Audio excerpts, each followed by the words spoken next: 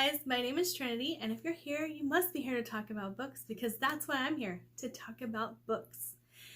So today I am going to be starting a series on series and basically talking to you guys about the series that I'm reading, that I want to read, that I'm not going to read anymore, and all of those fun, exciting things.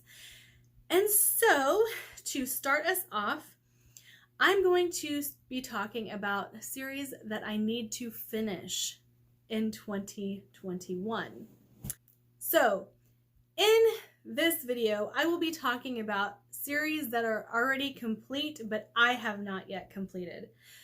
I will have another video for ongoing series that I need to catch up on, or that I am reading and books are still being published and I still need to read them. But today's video will be completed series that I have not yet completed. And the first one that I'm going to talk about is the Split World series by Emma Newman. Now, this is one of my favorite series of all time. I just haven't got my hands on the fourth and final book in the series, and I'm excited to get to it. I haven't been shopping a whole lot lately. We all know COVID is a thing. And so even though I love the series, I just haven't got my hands on the final book. The next one is the Dr. Greta Van Helsing series by Vivian Shaw. And I absolutely adored Strange Practice. There are only 2 more in this series, and so trilogy, but I had such a fun time reading Strange Practice that I cannot wait to move on to the second and third books in the trilogy and just, have a fun time with them. Next would be the Ember and the Ashes Quartet. I have loved these novels so much. They are so fun. They're not exactly what you think of when you think of young adult. And I really enjoy that about Sabater's writing. I really think that she has something great going on with this series. And again, it's fun. It's a series that I enjoy reading. And while it's nothing epic, it is probably one of my favorites right now because of how much I just enjoy my time spent in this world. And then, of course, we have The Faithful and the Fallen by John Gwynne. I have read Malice, so I have 3 other books to read in this series, and I am going to be reading Valor this month, but I do hope that in 2021 I can finish out this series and move on to the next one since I do own them now. And I just enjoy John Gwynne's writing, so I'm hoping that the rest of the series is as good as Malice was.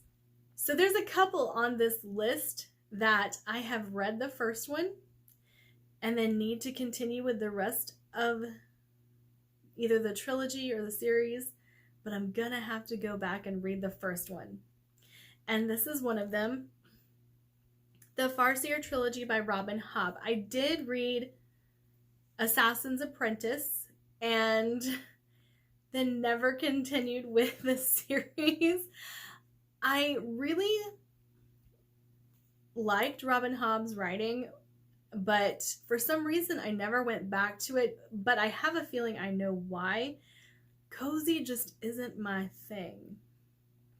And I enjoy more like gritty books, and hers are pretty well, I can't say wrap you in a hug because, it's a little depressing, that series, but I mean, cozy just isn't a thing I think about when I want to pick up a book. So maybe that's why I didn't continue. But it doesn't make sense when you think about the next one that I did the exact same thing with. And that would be Joe Abercrombie's The First Law trilogy. I read The Blade itself. I threw it at the wall. I like plot. I was real mad that nothing happened. So mad that I spent all of these time with these characters and nothing happened. And I threw the book at the wall. It fell behind the couch and I left it there for like a week because I was so mad. But I did enjoy the writing, and even though I'm a plot-driven reader, I can appreciate what Joe Abercrombie has done with the First Law trilogy. And you know, I know that some of his books have plot, and I know that the First Law trilogy is great, and I do want to finish it.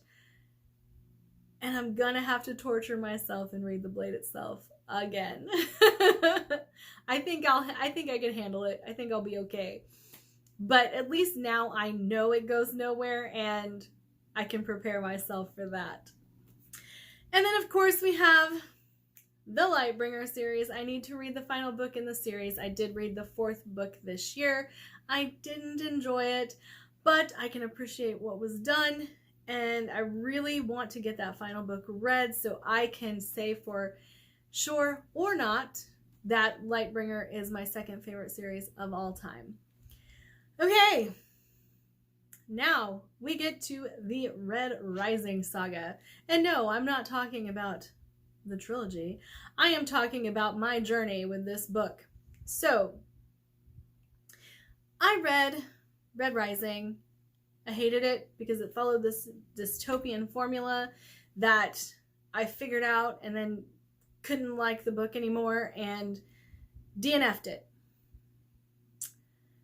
So then a publisher reached out to me and asked me if I would like to do a giveaway of Red Rising, and they would send me a copy of the book. And I was like, oh, okay, sure. So one for me to give away, one for me to keep. I was like, okay.